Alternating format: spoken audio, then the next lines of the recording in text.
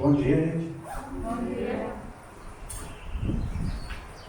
A gente vai estar dando sequência, então, a nossa série de exposições do livro de Tito, o tema é Eclesia, e já estamos chegando ao final, hoje vai ser a última exposição, entrando no próximo mês com um novo tema que vai ser aí divulgado ainda, e tem sido um tempo muito bom, a gente pôde se aprofundar bastante sobre o livro de Tito, conhecer um pouquinho mais as instruções ali deixadas por Paulo, para a igreja, para o próprio Tito, e como isso também se aplica muito ao nosso contexto.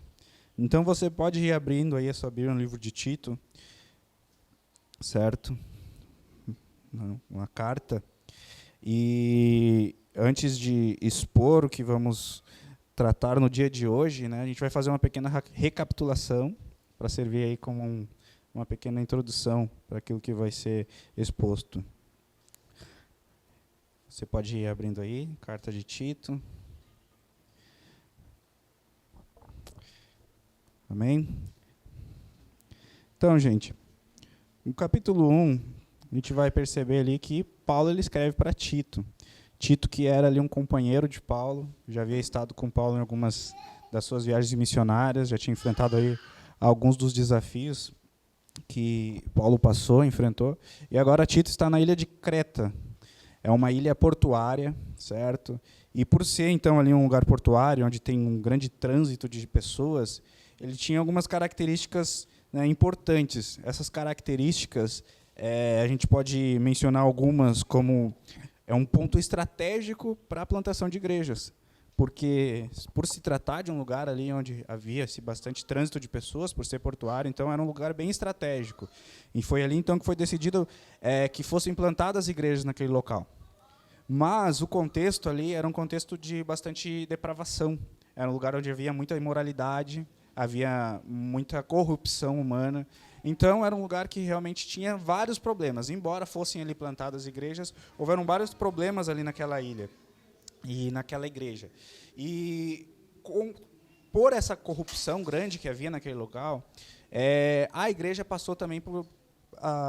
aconteceu ali algumas dificuldades na plantação, onde esse contexto, essa cultura corrompida, essa cultura depravada começou a ser inserida então na igreja, e a igreja estava ali, como que conectada com aquelas imundícias, aquelas iniquidades.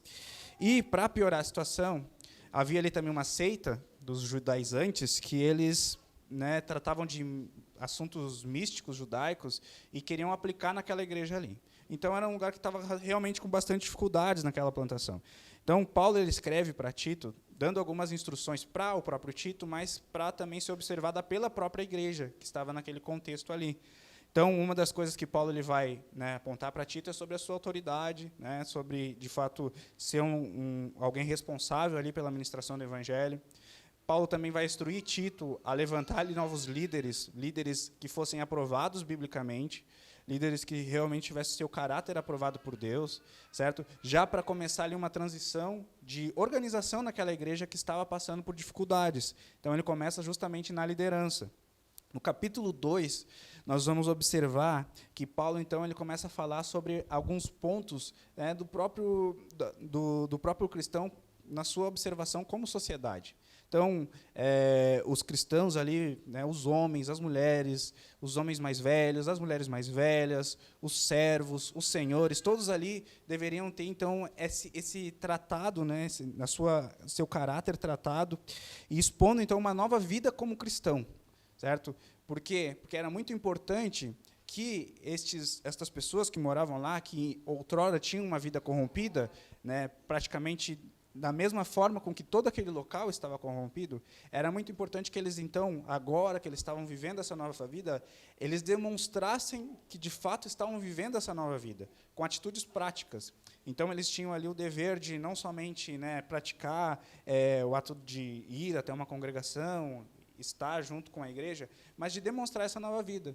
Então, era muito importante que os homens tivessem uma conduta bíblica, as mulheres uma conduta bíblica, os homens mais velhos, as mulheres mais velhas. Então, tudo isso vai ser muito bem exposto no capítulo 2. Então, quando chega no capítulo 3, Paulo ele ainda continua falando sobre esses aspectos dos cristãos para viverem em sociedade, e ele aponta ali para algumas questões, como viver sendo ali, respeitando as autoridades, respeitando os governantes. Ele fala sobre a honestidade, ele fala ali sobre vários pontos que era realmente de um caráter que deixava de viver naquela corrupção e passava, então, para uma nova vida com Cristo. E como isso era importante. E o capítulo 13, ele vai tratar também do aspecto evangelístico disso tudo. Por quê? Porque não era simplesmente uma mudança de vida porque sim, mas porque o evangelho produzia nas pessoas essa mudança de vida. E era isso que deveria ser observado. Então, quando nos versos 4 em diante, Paulo ele começa a falar muito sobre isso, sobre o fruto que, de fato, o evangelho produz na vida do cristão, e como isso traz ali a salvação, então produz no cristão boas obras para que o cristão possa observar. Então, é diante deste panorama que nós vamos iniciar, então, a nossa exposição no dia de hoje. Então, você que abriu aí, Tito capítulo 3, nós vamos fazer uma leitura do verso 9 até o verso 15, finalizando, então, a carta.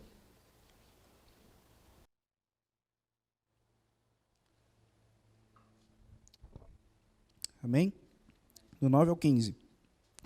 Evite discussões tolas, genealogias controversas e debates sobre a lei, porque são inúteis e sem valor. Evite a pessoa que provoca divisões, depois de admoestá-la uma ou duas vezes, pois você sabe que tal pessoa está pervertida.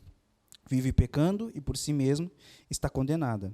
Quando eu lhe enviar Ártemas ou Tíquico, faça o possível para vir ao meu encontro em Nicópolis. Estou resolvido a passar o inverno ali.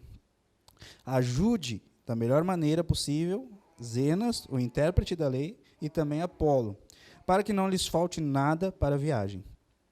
E quanto aos nossos, que aprendam também a se empenhar na prática de boas obras, a favor dos necessitados, para não se tornarem infrutíferos.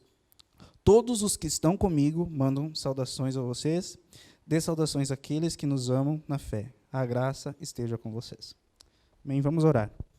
Senhor, muito obrigado pela tua palavra. Obrigado, Senhor, porque o Senhor fala aos nossos corações através desta palavra. Nós te pedimos, Senhor, que possamos ter entendimento, que possamos realmente ter uma compreensão profunda daquilo que estamos aprendendo nesta manhã, para que possamos, de fato, levar isso para as nossas vidas como cristãos, como pessoas, indivíduos na sociedade, para que possamos realmente demonstrar, Senhor, que fomos alcançados por Ti e que temos uma nova vida contigo, Senhor. Em nome de Jesus, amém.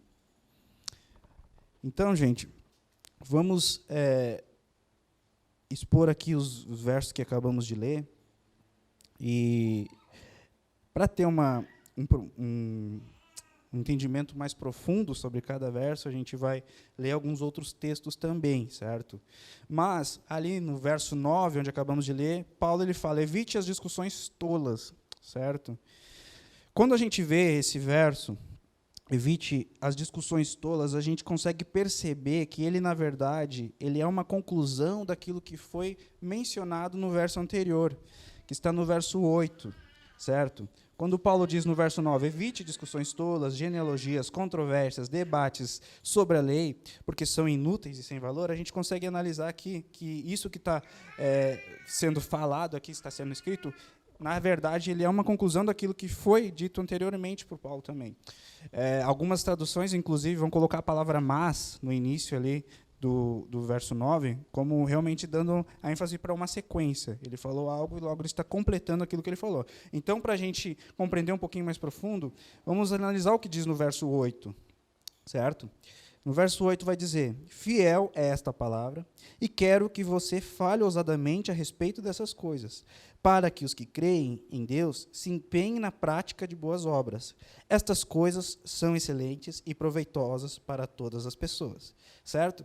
Então, Paulo, ele diz para ele evitar algumas conversas, ele diz para ele evitar aquilo que era tolo, né, os assuntos que eram tolo, evitar as genealogias, mas, anteriormente, ele tinha dito para ele observar, porque existia uma palavra que era fiel, e era uma palavra que devia ser falada ousadamente, certo? Então, existia ali uma ênfase para ele deixar certas conversas, deixar as discussões tolas, mas observando uma palavra que era fiel. E qual era essa palavra fiel? Então, quando a gente observa o verso 8, a gente também consegue entender que ele também é uma continuidade de algo que havia sido falado anteriormente. E isso que havia sido falado anteriormente está do verso 4 até o verso 7, nesse mesmo capítulo 3, certo? Vamos ler juntos. Mas quando se manifestou a bondade de Deus, nosso Salvador, e o seu amor por todos, ele nos salvou, não por boas obras de justiça praticadas por nós, mas segundo a sua misericórdia.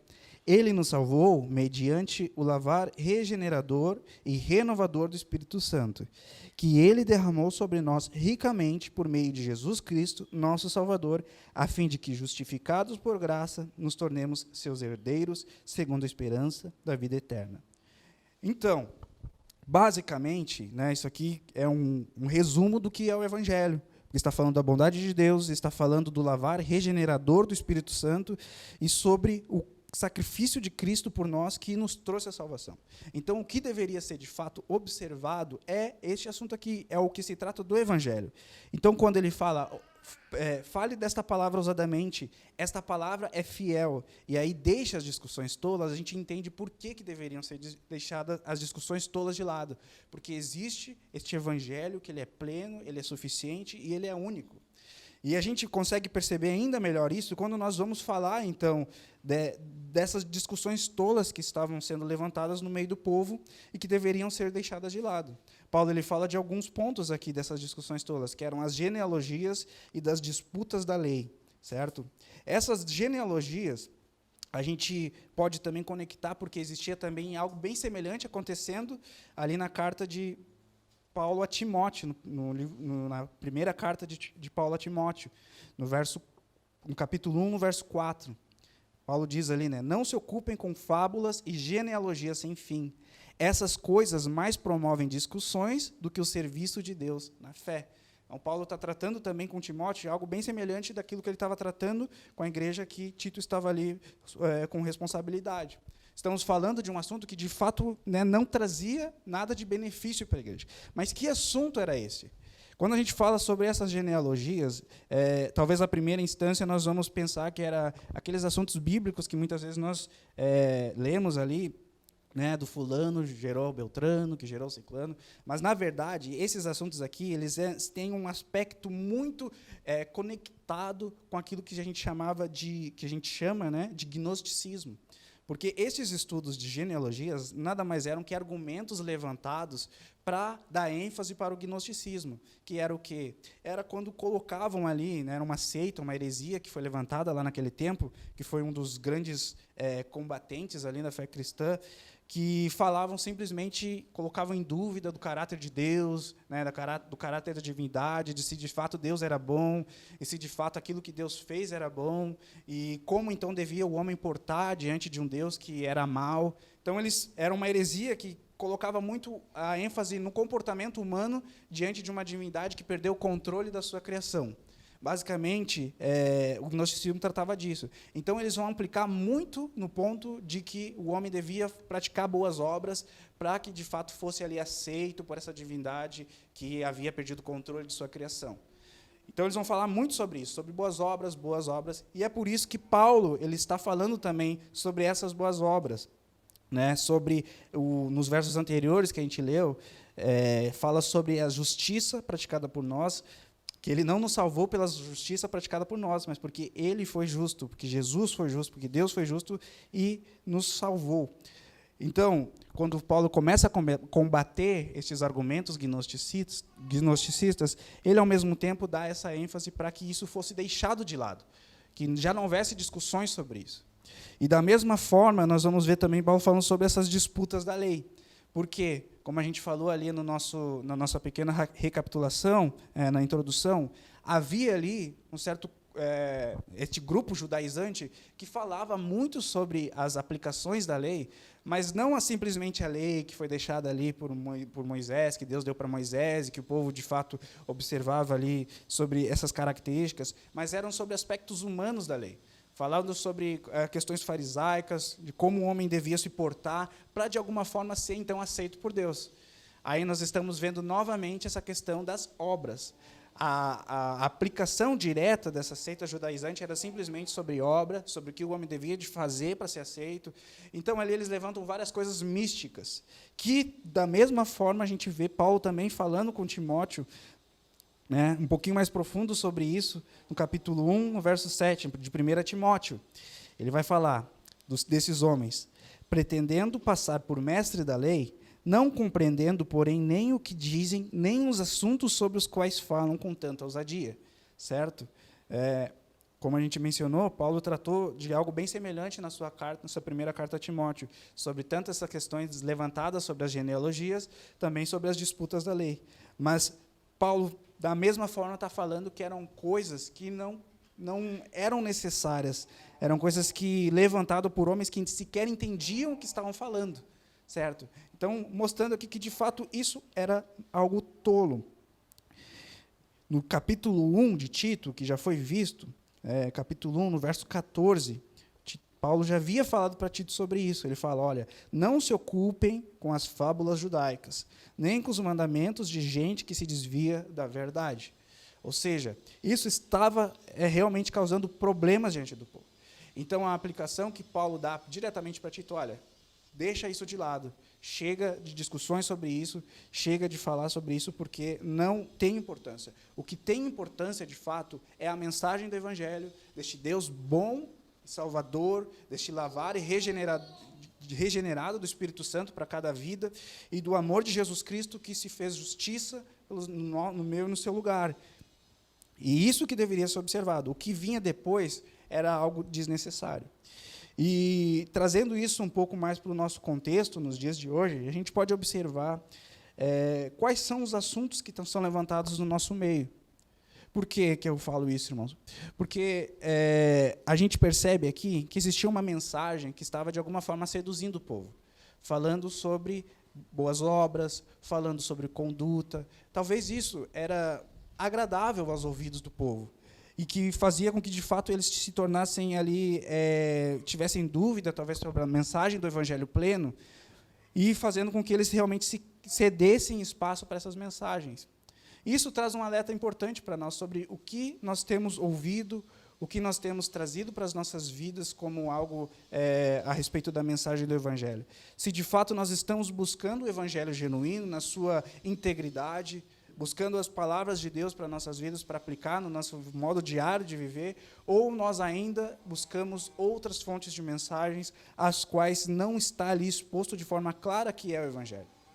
E eu falo isso diante de um momento, né, onde que a era digital ela é muito predominante, então é muito fácil a gente escutar pequenos tapes de mensagem, ou a gente coloca no YouTube, ou muitas vezes a gente lê um livro ou outro, e ali traz algum ensinamento que muitas vezes ele pode ser muito edificante para a nossa vida, muitas vezes ele realmente pode servir para nutrir a nossa fé, mas muitas vezes esses ensinamentos podem trazer mensagens que não estão de acordo com o Evangelho. Muitas vezes esses ensinamentos podem trazer uma doutrina que parece ser muito bonita, que parece ser muito aceitável, parece tornar as coisas muito mais fáceis e explicativas, porém não estão de acordo com o Evangelho. Cabe a nós ter maturidade para que isso não tome lugar no nosso coração, fazendo com que a gente aceite essas mensagens e passe, então, a descartar o verdadeiro Evangelho. Porque, sejamos sinceros, irmãos, hoje, né, há assuntos, há mensagens, há pregações, há livros que vão falar exatamente aquilo que a gente quer ouvir, para o momento que a gente quer ouvir, que vão, de alguma forma, massagear o nosso ego, vão massagear o nosso entendimento, vão tornar as coisas mais claras, e a gente vai pensar, cara, olha como isso faz bem para mim.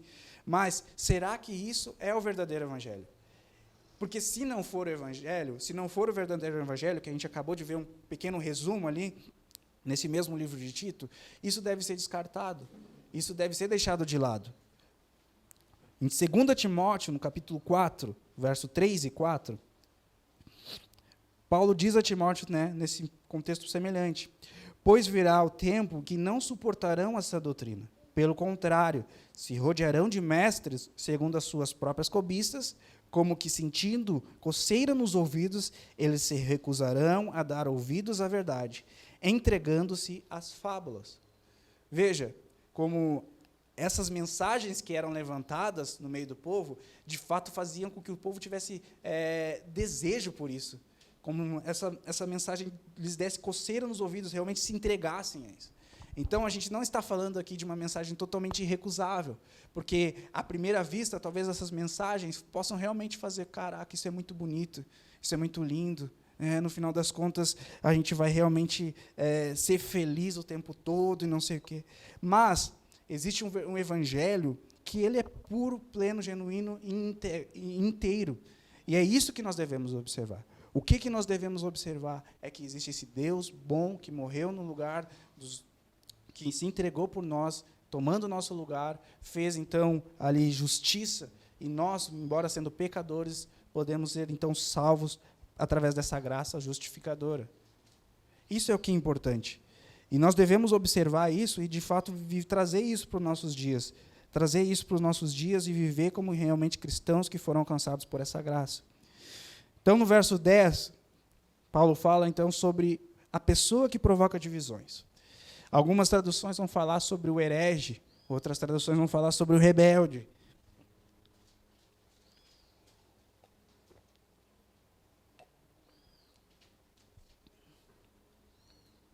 Evite a pessoa que provoca divisões, depois de admoestá-la, uma ou duas vezes, pois você sabe que tal pessoa está pervertida, vive pecando e por si mesmo está condenada.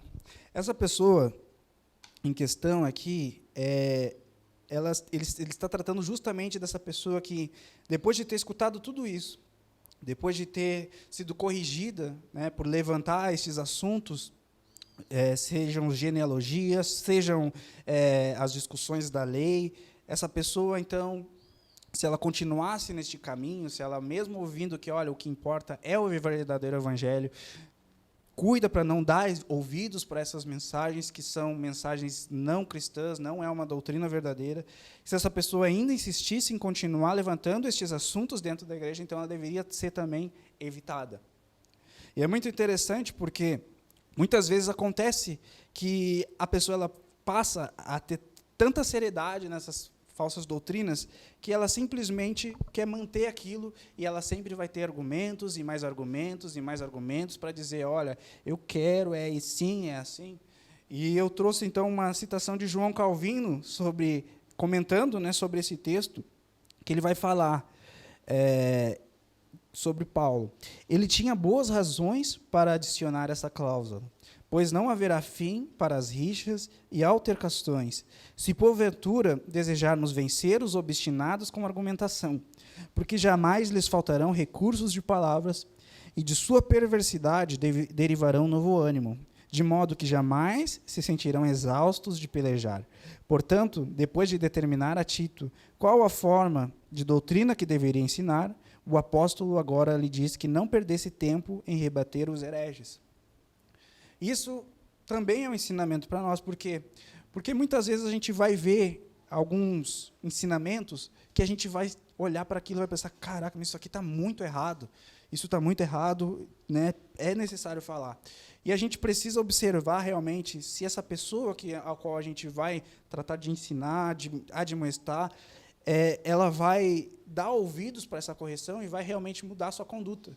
Porque se não for, se a pessoa realmente está obstinada a continuar no erro, o melhor a se fazer é deixá-la, como foi dito pelo apóstolo Paulo. Olha, deixe, evite. Por quê? Porque isso é cansaço. Muitas vezes essa energia, essa força poderia estar sendo aplicada no ensino para uma pessoa que realmente está com interesse, para uma pessoa que realmente está com o seu coração ali disposto a aprender. Mas agora, para essa pessoa que simplesmente já endureceu o seu coração e não quer ouvir a verdade do evangelho e dizer, olha, o evangelho é isso aqui. Não é isso aqui, não adianta acrescentar ou tirar algo. O evangelho é isso aqui. Não tire, não coloque, porque ele já é algo inteiro. Ele já é uma graça que Deus nos preparou para vivê-la. Então, se essa pessoa realmente não está disposta a viver e a se arrepender, dando ouvidos ao único e verdadeiro evangelho, o melhor a se fazer é, olha, deixa de lado. Não precisa. E é importante analisar essas questões, porque a gente sabe que, diferentemente daqueles tempos antigos, nós temos aí uma conexão muito grande por conta da internet. Então, a gente vê diariamente, né, vídeos, posts, coisas que a gente olha para a pessoa, puxa, mas sério que é isso? E muitas vezes a gente, né, quer entrar, então vamos entrar numa rixa, vamos trazer argumentos e tal, e vamos conversar, e vamos expor, e vamos falar, mas se não há ali um interesse genuíno da pessoa realmente ser transformada, deixe isso de lado e vamos viver esse verdadeiro evangelho. Isso é que é importante. Na sequência, Paulo vai falando ali no verso 12, e vai falar no 13 também, sobre as ajudas que Tito estava para receber. Quando eu lhe enviar Ártemas ou Tíquico, faço o possível para vir ao meu encontro em Nicópolis. Eu estou resolvido a passar o inverno ali. Ajude da melhor maneira possível Zenas, o intérprete da lei, e também Apolo. Certo? São estes que estavam para ser enviados ali também como um reforço para Tito, né, naquela missão que ele estava ali de organização naquela igreja, de instrução no verdadeiro evangelho, ele estava recebendo este reforço. E alguma coisa a analisar, importante aqui, é sobre essa maneira de ajudar a Zenas e o Apolo, que estavam para ir lá. Porque no verso 14, ele fala sobre a igreja, o papel da igreja neste auxílio. Ele diz, e quanto aos nossos, que aprendam também a se empenhar na prática de boas obras. A instrução aqui, é clara, a oportunidade dessa viagem de Apolo e de Zenas para aquela igreja era uma oportunidade grande da igreja se envolver naquela missão, contribuindo para aquela missão. E é importante que ele fala sobre as boas obras. Por que é importante que ele fala isso? Porque, como a gente analisou, um dos combates de Paulo nesta carta era justamente sobre as seitas que falavam sobre as boas obras como algo que fosse justificador. Como os que tratavam ali das genealogias e também dos assuntos da lei, eles apontavam muito para a questão das obras, que as obras para ser aceito, as obras para ser justificado, as obras para ser alcançado. Porém, Paulo ele fala sobre o evangelho, ele fala sobre a justiça de Deus, que ele tomou o lugar, ele fala sobre tudo isso, e que as nossas obras não seriam suficientes para sermos, então, justificados. Porém, quando ele chega neste ponto da carta, ele fala sobre algo muito importante, que é o cristão ele precisa ter boas obras como uma maneira, então, de dar frutos. A oportunidade da viagem ali de Apolo e de Zenas para aquele local era importante para que a igreja, então, pudesse colocar em execução as obras que eles tinham como verdadeiros cristãos. Ou seja, a ênfase é o cristão sem boas obras é um cristão infrutífero.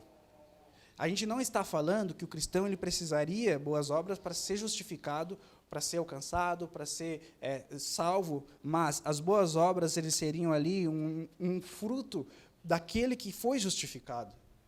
E era uma oportunidade imensa naquela viagem para que então os cristãos ali pudessem colocar, poxa, eles aprenderam, eles trataram a respeito do caráter, falaram sobre como viver em sociedade, falaram sobre homem, mulher, servo, senhor, falaram sobre o respeito às autoridades, falaram sobre muitas coisas práticas, mas agora também era a hora de colocar em ação essa questão das boas obras que o cristão deveria ter, não como um aspecto salvador ou justificador, mas como um fruto daquele que foi alcançado por Jesus. É isso que deveria fazer. E talvez gere então um certo, né, será que Paulo estava se contradizendo? Mas não há contradição. A gente vê, quando Paulo fala sobre isso, no livro de Efésios, capítulo 2, no verso 8 ao 10. Porque pela graça vocês são salvos, mediante a fé. E isso não vem de vocês, é dom de Deus. Não de obras para que ninguém se glorie, pois somos feitura dele, criados em Cristo Jesus, para as boas obras, as quais Deus de antemão preparou para que andássemos nelas. Então, não há contradição. As boas obras aqui, elas são geradas como um fruto do cristão que foi alcançado e foi justificado. Tiago ele vai ser um pouco mais incisivo ainda sobre isso, quando ele fala sobre a questão das obras e da fé. Tiago, capítulo 2, no verso 16 e 18. E um de vocês lhe disser, vão em paz, tratem de se aquecer, de se alimentar bem, mas não lhes dão o necessário para o corpo, qual o proveito disso? Assim também a fé, se não tiver obras por si, está morta. Mas alguém dirá: você tem fé e eu tenho obras. Mostre-me a sua fé e eu com obras lhe mostrarei a minha fé. Então, a fé, né, a justificação, com certeza, é fé, é uma obra do próprio Deus, é uma graça do próprio Deus. Mas agora, como cristãos, é necessário, então, que haja o fruto prático disso, que seriam as boas obras. E é muito interessante como isso vai ser colocado por Paulo para uma oportunidade de irmãos que estavam em missão pelo Evangelho. E isso traz também para nós uma ênfase, né, muito especial sobre como nós, como igreja, devemos nos envolver com boas obras. Eu sei que muitas vezes a gente pode falhar nisso, porque nós acabamos entendendo e aprendendo que nós somos justificados pela fé, que há uma graça salvadora, e nós apenas nos rendemos a isso com alegria. Isso é muito bom, muito importante. Mas que venhamos a analisar se, de fato, há frutos de boas obras. Se realmente nós estamos nos aplicando, e, em especial, nos aplicando às questões missionárias. Eu sei que a gente tem muitas demandas, né, a ser analisadas como sociedade. Existem várias maneiras de observar as boas obras nas problemáticas sociais, né, nas desigualdades. Existem muitas maneiras. Mas olha como é bonito isso de tratar das boas obras numa questão missionária.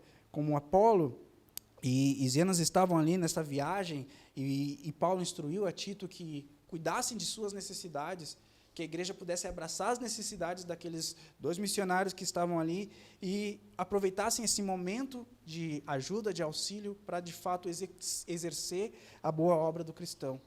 Então, que venhamos a observar também isso. Já no verso 15, então, fala ali sobre as suas saudações finais.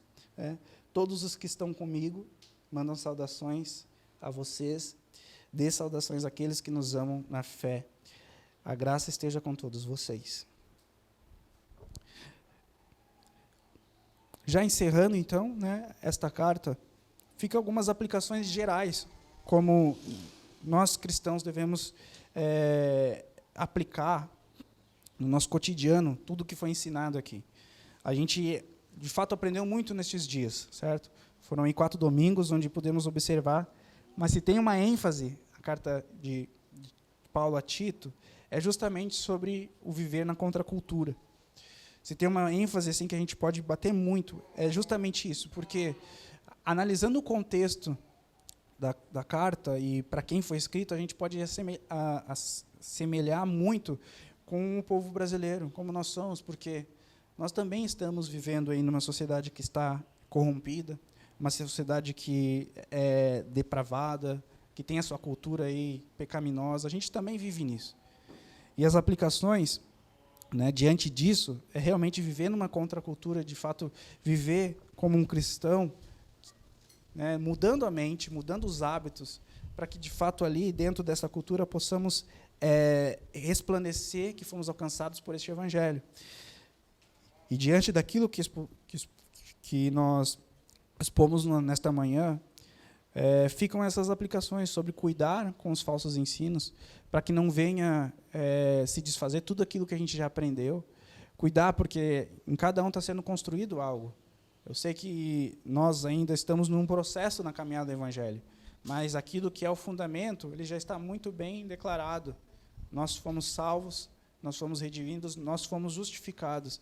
E que nenhuma mensagem tola, nenhuma mensagem ou discussão tola venha, de alguma forma, afetar a nossa fé, para que nós venhamos a retroceder ou levantar assuntos que venham ser ali motivos de divisão para a própria igreja. Que possamos observar isso e possamos, então, ver plenamente o que é o Evangelho e fazer isso prático nas nossas vidas. E, da mesma maneira, uma aplicação é que nós venhamos aproveitar toda a ocasião para executar essas boas obras. Observem as oportunidades que nós temos para executar isso. Nós fomos alcançados, nós fomos justificados. Não foi por obras, não foi pelos nossos méritos, mas por termos sido justificados agora, nós podemos gerar frutos que seriam as nossas boas obras. Então aproveitem cada ocasião que surja, né, neste decorrer da semana, nos nossos dias, aproveitem e vejam realmente que como cristão nós podemos produzir esses frutos e abençoar os nossos irmãos, abençoar os necessitados, abençoar os missionários, e seja desta maneira que possamos então mostrar que como cristão nós produzimos estes frutos. Amém? Vamos orar. Senhor, muito obrigado, porque o Senhor nos fala, Pai, muito obrigado, porque podemos aprender, Senhor, com a exposição desta palavra, como devemos nos portar, Senhor. Nós te pedimos, Senhor, que nos ajude, Senhor, a realmente colocar em prática aquilo que estamos aprendendo, que não possam, Senhor, simplesmente ficar aqui, Senhor, nestes 30 minutos, Senhor, de palavra, mas possamos agora colocar em prática isso, nos livrar de toda mensagem que talvez estamos dando ouvido, que não tem a ver com o Evangelho, e também aproveitar as oportunidades, Pai, para exercer as boas obras às quais o Senhor nos chamou, Pai. Em nome de Jesus nós oramos. Amém.